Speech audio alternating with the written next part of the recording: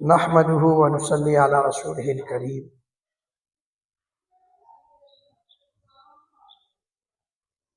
خیر امت اخرجت للناس تأمرون بالمعروف۔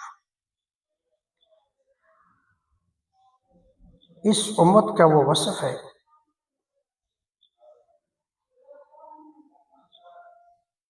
کہ جو وصف انبیاء علیہ السلام کا تھا۔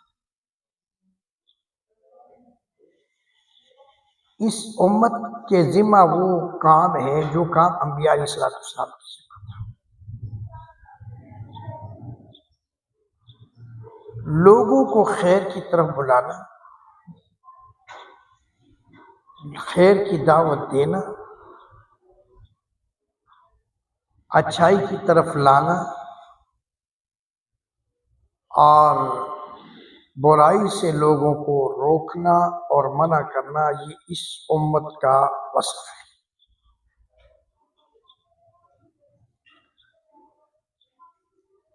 یہ اس امت کی ذمہ داری ہے۔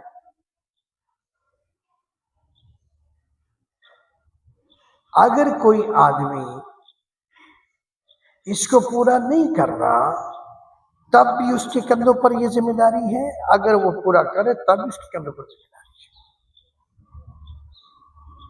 کہ اللہ کے دین کی اشاعت اور دین کی دعوت اور دین پر لوگوں کو لانے کی کوشش کرنا، کوشش کی حد تک،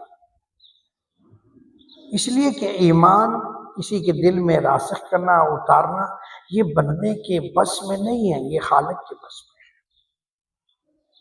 رزق دینا اس کے اختیار میں ہے۔ دائی اگر یہ کہے کہ میں دعوت دیتا ہوں اور یہ قبول نہیں کرتے، میں دعوت دیتا ہوں اور یہ مانتے نہیں، تو منوانا نہیں ہے بھائی، منوانا کس نے کہا تمہیں کہ منواؤ؟ بچے کا کام ہے رونا، ماں کا کام ہے دودھ پلانا۔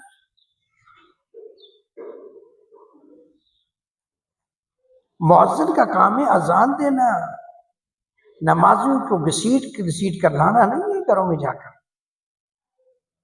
اگر مؤذن کہے جی میں اذان نہیں دیتا، کوئی نماز کو نہیں آتا، گنہگار ہوگا۔ کیوں؟ اس لیے کہ وہ اپنی ذمہ داری جو اس کی کندھوں پر ہے وہ اپنی پوری کرے گا، فیصلہ اللہ پہ چھوڑے۔ اگر اس نے یہ کوشش کی، اس نے اذان دی، اور جس کے کانوں میں اذان کی آواز آئی، اللہ نے اگر اس کو ہدایت دی تو وہ نماز کے لیے آئے گا۔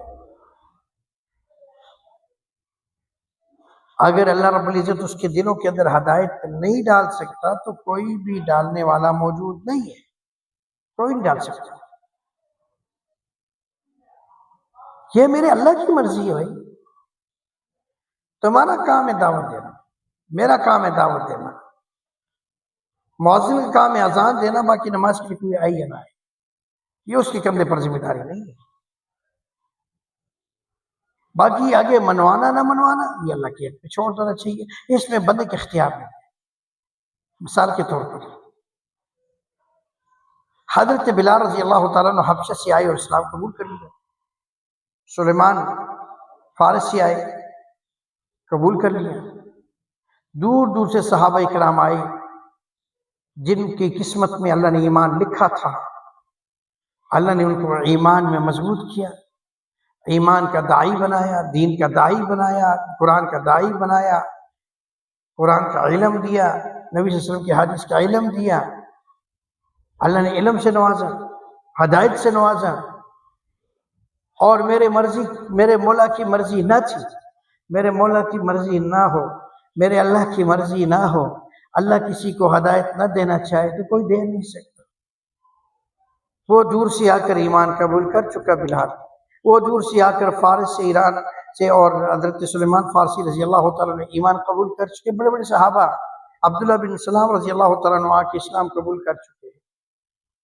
لیکن یہ ہے کہ گھر میں رہنے والا، نبی صلی اللہ علیہ وسلم کے پاس رہنے والا، ان کا چچا، رشتے میں بھی چچا، خونی رشتہ، ابو لہب، جو حسن والا بھی ہے، جو جمال والا بھی ہے، اور پھر جو مال والا بھی ہے، اور جو سرداری والا بھی ہے، جو سرداری والا بھی ہے۔ جو سرداری والا بھی ہے، مال والا بھی ہے اور حسن والا بھی ہے، ساری چیزیں موجود ہیں، لیکن ایمان والا نہیں ہے، یاد رکھیں۔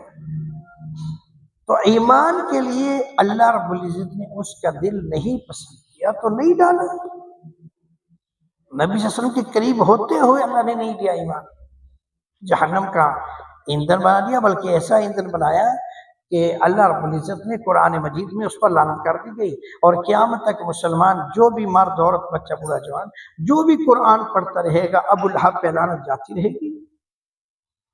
تو اللہ رب العزت جس کو چاہتا ہے اس کو ایمان سے نوازتا ہے، جس کو چاہتا ہے اس کو ایمان کی دولت دیتا ہے، جس کو چاہتا ہے اس کے دلوں پر ایمان راسخ کر دیتا ہے، جس کو چاہتا ہے اس کو ایمان کی دولت سے نواز دیتا ہے، اور جس کو وہ نہ دے کائنات ساری الٹی لٹک جائے اسے کوئی ہدایت نہیں دے سکتا۔